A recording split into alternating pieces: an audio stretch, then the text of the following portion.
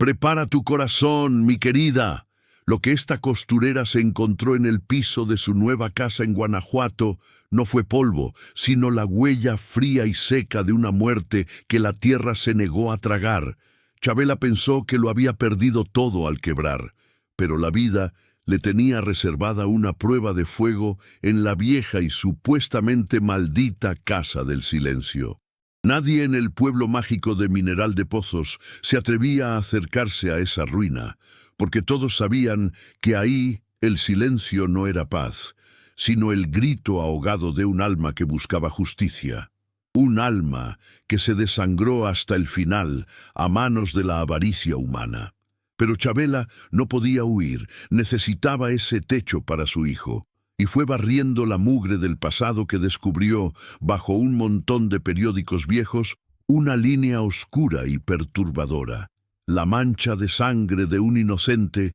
una pista que la llevó directo a un secreto enterrado en las paredes, y a un peligro más mortal que cualquier fantasma. Este secreto le pertenecía al hombre más cruel de todo Guanajuato, y para sobrevivir y proteger a su niño, Chabela tendría que confrontar a El Patrón y la leyenda viva de la Llorona de Pozos. Estás a punto de descubrir cómo la bondad de una madre transformó una maldición de sangre en una bendición de justicia. No te saltes este video, mano, porque esta historia te va a cambiar la fe. Hubo un tiempo en que las leyendas de Mineral de Pozos, allá en el árido y misterioso Guanajuato, no eran solo cuentos de aparecidos, sino espejos de verdades que la tierra se empeñaba en esconder.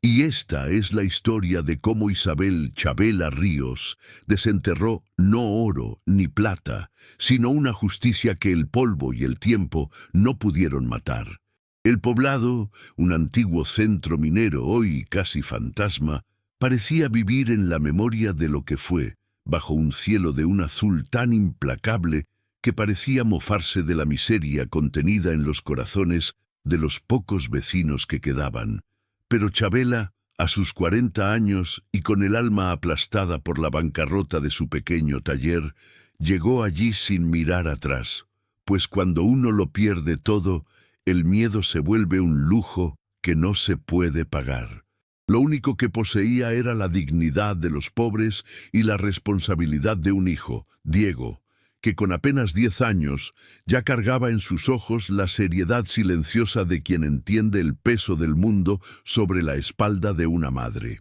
La ruina que heredó de su tía abuela, apodada la Casa del Silencio, era el último refugio, un punto final en la jornada de quien ya no tenía a dónde ir, y el jacal decrépito, casi desintegrándose bajo el sol ardiente, era menos una casa y más una promesa de recomenzar disfrazada de desesperación. Chabela empujó el portón de hierro oxidado que parecía llorar con cada movimiento y sintió el olor seco de la tierra quemada y del tiempo detenido. La última morada antes de encontrar una manera de levantarse para darle a Diego el futuro que ella había soñado para él, un futuro lejos de la escasez. Solo necesitaba un techo para el niño y un espacio para su máquina de coser, la única herramienta que le quedó de su vida pasada, un objeto de hierro que para ella representaba la terquedad de quien se rehúsa a ser vencida por el destino amargo. Pero lo que encontró allí no era solo moho y polvo, era un secreto antiguo, un dolor que latía silenciosamente en las paredes de adobe. Ella compró aquella ruina en los confines de Mineral de Pozos por una bicoca, pero un secreto sombrío la esperaba allí, incrustado en el suelo. Antes de seguir, cuéntame en los comentarios, ¿de qué país o ciudad me estás escuchando hoy? Y suscríbete al canal para no perderte las próximas historias de mujeres valientes. Mineral de Pozos, en Guanajuato, en 2003, era un lugar de bellezas ásperas y soledad profunda, donde las calles polvorientas y las casas de adobe cuarteado parecían haber sido olvidadas por el mapa y por el progreso, un escenario perfecto para la tristeza silenciosa de Chabela. Ella venía de San Luis Potosí, pero la capital se había convertido en un laberinto de deudas y humillaciones, y la única salida había sido abrazar la desesperación y la herencia de la tía abuela, una mujer que apenas había conocido, pero que ahora le ofrecía un cobijo final. El jacal quedaba lejos del zócalo central, donde la iglesia colonial aún tocaba las campanas a horas fijas, y el aislamiento físico reflejaba el estado de su alma, desgastada por la lucha constante y por la vergüenza de haber fallado como proveedora, sintiéndose la peor de las madres por no conseguir proteger a su hijo de la dura realidad. El clima era opresor, con el sol que raja la tierra durante el día y un frío que se le metía hasta los huesos por la noche, intensificando la sensación de vulnerabilidad de quien no tiene ni un centavo para una cobija de más. Y a cada paso dentro de la casa, el piso de cemento parecía crujir de dolor, haciendo eco de la angustia que ella intentaba tragarse para parecer fuerte frente a Diego. Ella recordaba cómo la vida en San Luis Potosí había sido diferente, con su pequeño taller siempre lleno de colores y la alegría de crear vestidos de novia y de 15 años. Pero la crisis económica lo había barrido todo, dejando atrás solo la memoria de un sueño que se deshizo en polvo y la obligación de empezar de cero. Para Chabela, la costura no era solo un oficio, era su identidad, una forma de usar las manos para transformar telas en belleza y, ahora, sería el medio de transformar el fracaso en salvación, aunque fuera en una ruina olvidada por Dios y por los hombres. Ella veía en cada hilo y en cada aguja una oportunidad de tejer un nuevo destino para Diego, el único tesoro que realmente le importaba, y era por él que ella se agarraba a la minúscula llama de esperanza que insistía en arder en su pecho, una llama que la desesperación intentaba apagar con cada nuevo desafío. La mirada de su hijo, quieto y observador, era lo que la impedía sucumbir a la soledad y al miedo, y cada vez que él la abrazaba, ella sentía que Dios no la había desamparado completamente. La casa del silencio olía a moho y a pasado, un olor denso que se pegaba en la garganta, y las paredes de adobe de un marrón rojizo parecían sudar las historias antiguas de sus ocupantes, susurrando secretos que Chabela aún no podía descifrar. Ella encendió un pequeño lámpara de petróleo, la única fuente de luz en la oscuridad de la tarde que se acercaba, y la llama titilante danzaba, pintando sombras fantasmagóricas en los rincones de la sala única, y fue al barrer el suelo que el miedo helado le subió por la espalda, sustituyendo la melancolía de la pérdida por la urgencia de un misterio siniestro. La escoba, comprada en el pequeño mercado del pueblo, era vieja y de cerdas duras, pero Chabela la usaba con la determinación de quien está limpiando no solo la suciedad, sino también los restos de la propia vida fracasada, barriendo el polvo que se acumuló por años sobre el piso de cemento irregular del jacal. A cada movimiento, nubes de polvo grisáceo subían, mezclándose con el olor a tierra seca y a un toque metálico, casi a cobre, que ella inicialmente atribuyó al abandono de las minas cercanas que dieron nombre al lugar. Pero a medida que limpiaba, se dio cuenta de que aquel olor era diferente, más denso y perturbador, como algo que fue sellado y ahora estaba siendo liberado por su mano. Bajo un montón de periódicos amarillentos de El Universal, de años que ella apenas podía recordar, la verdad brutal y silenciosa de la casa se reveló. Una mancha oscura, casi negra, incrustada en el cemento, que no era suciedad ni moho, sino la huella inconfundible de sangre seca, una línea fina y perturbadora que se arrastraba del centro de la sala hasta el rincón más oscuro, como si la vida se hubiera escurrido gota a gota hacia la sombra. El corazón de Chabela dio un salto doloroso en el pecho, un tamborileo frenético de miedo y repulsión, y ella soltó la escoba, retrocediendo un paso, con las manos temblorosas, cubriendo la boca en un gesto mudo de horror, y la sangre, incluso seca y envejecida, parecía pulsar con una historia no contada, un dolor que se rehusaba a ser borrado por el paso del tiempo. Aquella huella no era un accidente, era una pista, una invitación silenciosa y macabra a desvelar lo que había pasado allí, y el instinto más primario de Chabela era salir huyendo, tomar a Diego e irse de aquel lugar que, en lugar de refugio, se mostraba como una tumba de secretos. Pero, ¿a dónde irían? Ya no había puerta que tocar, ni colchón de tía o hermana que pedir prestado, y la desesperación de estar en la calle con su hijo era un miedo más concreto y paralizante que cualquier leyenda de fantasma, forzándola a encarar la mancha con una valentía que ella no sabía que poseía. Se arrodilló, pasando los dedos callosos sobre la aspereza del cemento manchado, y sintió una punzada de compasión por el alma que había dejado su último suspiro en aquel suelo, y la necesidad de supervivencia fue súbitamente reemplazada por una necesidad moral, la de darle voz al silencio. La costurera en quiebra que buscaba solo un techo para su hijo se transformó en una investigadora renuente, pues la mancha de sangre no era solo un indicio de crimen, sino el punto de partida para la única cosa que podía salvarla de la total invisibilidad: la verdad. Necesitaba saber quién había sangrado allí y por qué, pues sentía que el destino de aquella persona estaba misteriosamente ligado al suyo propio, y con la mano aún en el suelo, siguió la huella hasta el rincón oscuro, donde la pared de adobe se encontraba con el piso, y se dio cuenta de que la línea fina de sangre se detenía abruptamente en una pequeña e imperceptible grieta en el mortero, una fisura que parecía haber sido hecha a propósito para esconder algo, un secreto que su tía abuela guardó hasta el fin de su vida, y que ahora estaba en sus manos. La grieta en la pared de adobe no era natural, y Chabela la examinó con la atención meticulosa de quien cose un dobladillo, dándose cuenta de que el mortero alrededor tenía una tonalidad ligeramente diferente, una señal de que el hueco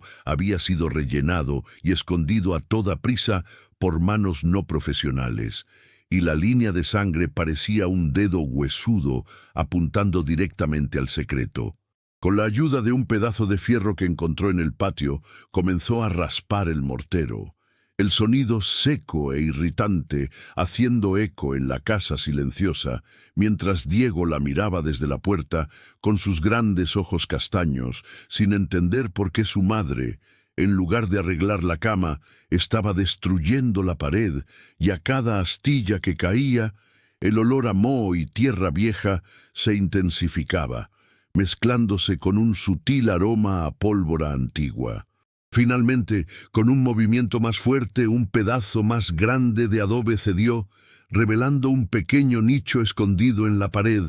donde reposaba una caja de madera oscura, del tamaño de un libro pequeño, envuelta en un tejido viejo y descolorido, un tesoro que su tía abuela había escondido de todos, tal vez incluso de la muerte. Chabela tomó la caja, sintiendo el peso de la madera gastada en sus manos, y la abrió con cuidado, revelando un atado de cartas amarillentas, escritas con una caligrafía elegante y temblorosa, y debajo de ellas un objeto envuelto en seda fina. No era oro ni joyas, sino un documento oficial, un título de propiedad antiguo con un sello del gobierno de Guanajuato y un nombre que ella no reconoció, pero que parecía tener el peso de una maldición. Aquella noche, bajo la luz tenue de una lámpara de petróleo, sentada en un cajón que servía de silla, Chabela comenzó a leer las cartas, y la historia que contaban no era de amor, sino de injusticia y explotación en las minas de pozos, revelando que su tía abuela, una pobre lavandera del pueblo, había sido testigo o cómplice de un crimen ligado al oro, donde un hombre fue asesinado a causa de la ambición del patrón local, un nombre que volvía en cada página como un espectro: el patrón. El misterio, antes solo una huella de sangre, ahora tomaba forma humana, y Chabela supo que la herencia de la tía no era la casa, sino la verdad, y que la huella en el suelo era del hombre que había buscado refugio allí antes de morir. En la oscuridad, mientras leía, un susurro suave, casi inaudible, pareció venir de la pared donde la caja estaba escondida. Un sonido que no era viento ni animal, sino un lamento ahogado, como el llanto de alguien que busca consuelo o justicia. Y el miedo regresó, más frío y cortante, pues Chabela se acordó de la leyenda de la Llorona de Pozos, el espíritu que lloraba por un hijo perdido en las minas, y la presencia parecía manifestarse cuando la luz del lámpara parpadeaba y la oscuridad se tragaba el rincón de la sala. Intentó limpiar nuevamente la mancha de sangre con cloro, fregando el piso hasta que le dolieron las manos. Pero la mancha volvía, terca y oscura, como si el cemento hubiera absorbido el dolor de la víctima y se rehusara a olvidarla. Y en una de las mañanas siguientes, al despertar, encontró cerca de la puerta un trozo de tela antigua, del mismo lino y color descritos en las cartas, como siendo la ropa del hombre muerto. Una señal clara y perturbadora de que no estaba sola en la casa del silencio y que el pasado se estaba moviendo. Cuando Chabela encontró el trozo de tela manchado, supo que la historia en las cartas era real y que la amenaza estaba viva y al acecho. ¿Y tú? ¿Qué habrías hecho en su lugar? ¿Habrías huido o investigado a fondo? Déjame tu opinión en los comentarios. ¡Que Dios te bendiga! Chabela, impulsada por una mezcla de terror y curiosidad implacable, se dio cuenta de que las cartas no eran solo un diario de su tía abuela, sino un mapa para una deuda de alma que necesitaba ser pagada. Y el documento antiguo, el título de propiedad, con el nombre desconocido, era la clave para la verdad que el patrón intentaba enterrar.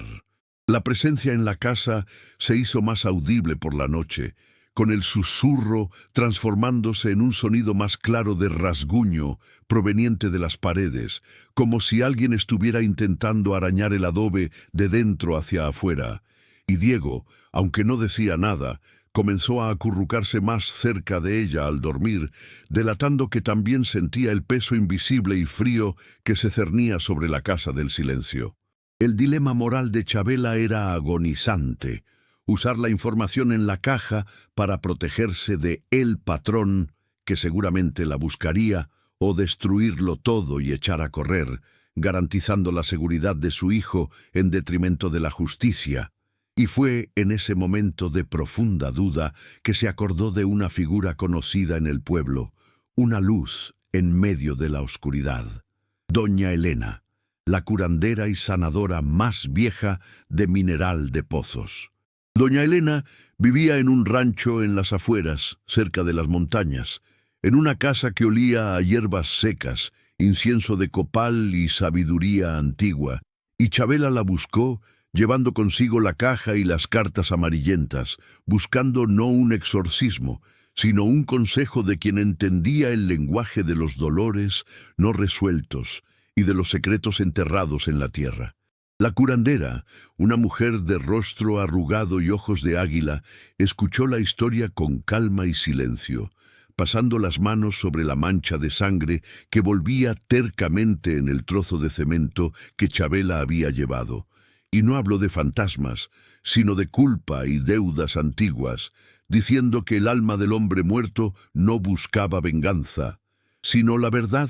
que daría paz a su sangre derramada, y que la herencia de la costurera no era la casa, sino el destino de ser la guardiana de esa verdad. Doña Elena la ayudó a traducir las referencias más oscuras de las cartas, revelando que el hombre muerto era un minero que había descubierto un desvío de plata en la mina del patrón, y que el título de propiedad en la caja era la prueba de que la tierra donde el crimen ocurrió pertenecía en realidad a la familia del minero, y que el patrón estaba intentando esconder todo para tomar posesión de la tierra. La amenaza tomó un nombre: Ramón el Patrón Chávez, un terrateniente local conocido por su crueldad y avaricia, que usaba el chisme y la amenaza para mantener al poblado bajo su dominio. Y él, oliendo el movimiento de Chabela y sabiendo que la vieja tía abuela había escondido algo, comenzó a ejercer una presión sutil y venenosa, enviando hombres para intimidarla y esparciendo mentiras sobre deudas falsas para intentar despojarla de la Casa del Silencio. La tensión aumentó cuando Diego, volviendo de la escuela, fue abordado por uno de los matones de El Patrón, con preguntas insinuantes sobre lo que su madre estaba buscando en la casa, y aquel toque a su hijo, la línea que ninguna madre se permite cruzar, transformó el miedo de Chabela en furia silenciosa, y ella supo que la única forma de proteger a Diego era confrontar a El Patrón de frente, exponiendo el crimen que él intentaba borrar. La noche del clímax descendió sobre Mineral de Pozos, con una luna llena gélida que parecía acechar la Casa del Silencio, y el aire seco olía a tierra quemada y a una tensión invisible que Chabela sentía en la punta de sus dedos callosos mientras preparaba su única defensa, la verdad contenida en la caja de costura vieja. Ella había escondido las cartas y el documento más importante en el fondo de la caja, entre carretes de hilo y tijeras oxidadas, usando el disfraz de la vida cotidiana para proteger el secreto, y estaba sentada a la mesa, fingiendo coser un vestido sencillo, cuando la puerta principal explotó con una patada violenta, anunciando la llegada de Ramón el Patrón Chávez, que invadió el jacal, seguro de que la frágil costurera había encontrado lo que él tanto temía. El patrón era un hombre grande y pesado, con ojos pequeños y duros, exhalando el olor a alcohol y avaricia, y su voz era un gruñido cuando exigió que Chabela le entregara lo que la vieja escondió, amenazando con quemar la casa y echarla a ella y al niño a la calle, usando el detonante emocional de la desprotección de Diego, el punto más vulnerable de su corazón de madre. El enfrentamiento no era solo físico, sino un duelo de voluntades entre la avaricia de un hombre poderoso y la fuerza moral de una mujer que no tenía nada que perder, excepto a su hijo. Y ella se levantó, con los puños cerrados, pero con la voz sorprendentemente firme, diciéndole que ella no había encontrado oro, sino la sangre de su víctima y la prueba de su crueldad, y que el tesoro de la tía abuela era la justicia que él intentaba enterrar. La lucha se centró en la vieja caja de costura que estaba sobre la mesa, donde el patrón, ciego por la certeza de que el valor material estaba allí, intentaba agarrarla, mientras Chabela la protegía con la fuerza desesperada de quien protege el último refugio de dignidad. Y en medio del ruido de la confusión, Diego, que se había escondido en un rincón de la sala, surgió de repente en la oscuridad, soltando un grito agudo de miedo y desesperación. El sonido inocente de un niño aterrorizado que perforó el corazón del patrón, haciéndolo dudar por un instante. En aquel momento de distracción, Chabela hizo su elección moral, la decisión que revertiría su destino. En lugar de usar la caja como arma o negociar su huida, la abrió rápidamente, sacó el documento antiguo y lo sostuvo en la mano, exponiéndolo a la luz tenue del lámpara, y gritó el nombre del minero muerto y el crimen de explotación y violencia que él había cometido, revelando que la tierra donde la mina se encontraba pertenecía legalmente a la familia del minero y no a él, la prueba de su pasado que él intentaba enterrar. El patrón dudó, paralizado no por el documento en sí, sino por la osadía de una mujer que expuso su alma criminal delante de su propio hijo,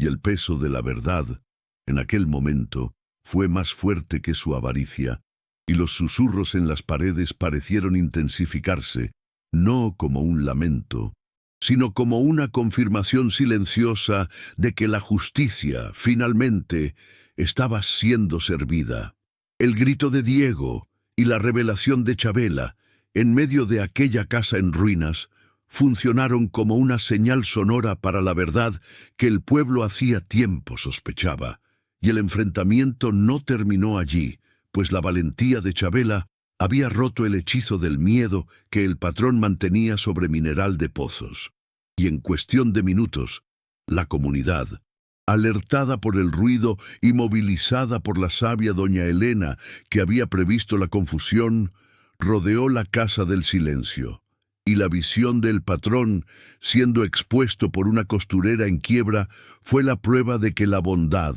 cuando está armada con la verdad, es más poderosa que la avaricia. El patrón fue llevado por las autoridades que llegaron poco después, no por la intervención policial inmediata, sino por la presión social de un pueblo que finalmente encontró una voz para su dolor, y el documento antiguo, el título de propiedad, sirvió como pieza clave para desvelar un esquema de corrupción y explotación que se extendía por años en las minas abandonadas. Chabela no se hizo rica de la noche a la mañana, pues la justicia del México rural es lenta y los títulos de propiedad debían ser negociados con la familia del minero. Pero ella recuperó lo que era infinitamente más valioso que el oro o la plata: la paz mental, el respeto de la comunidad y la dignidad de quien elige la verdad en lugar de la cobardía. Reabrió su taller de costura en la Casa del Silencio, que ahora era llamada por los vecinos la Casa de la Verdad,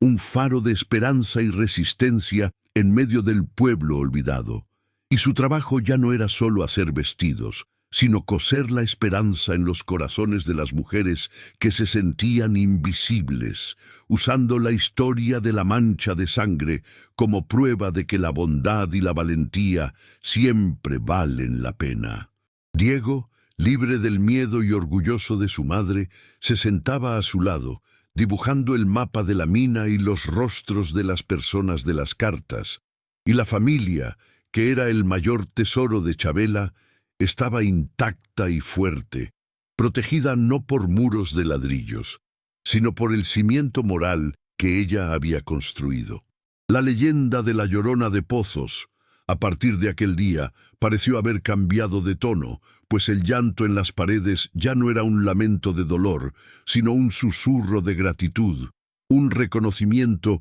de que la costurera había transformado una maldición en una bendición, dando voz a los silencios del pasado y garantizando que la justicia, aunque tardía, siempre encuentra un camino. La vida de Chabela probó que la sangre de la historia no se borra con agua, sino con la verdad. Y a veces, la única herencia que realmente importa no es la que te salva de la pobreza, sino la que te da la valentía para tejer un nuevo futuro para quien amas. Y tú, mi querida, si hubieras estado en la Casa del Silencio, ¿habrías tenido el valor de encarar a el patrón sabiendo que tu única arma era la verdad? Si esta historia de valentía y justicia tocó tu corazón, compártela con alguien que necesita escuchar que la bondad siempre gana, incluso en la oscuridad. Y suscríbete para continuar esta jornada de esperanza conmigo. Que te vaya bien.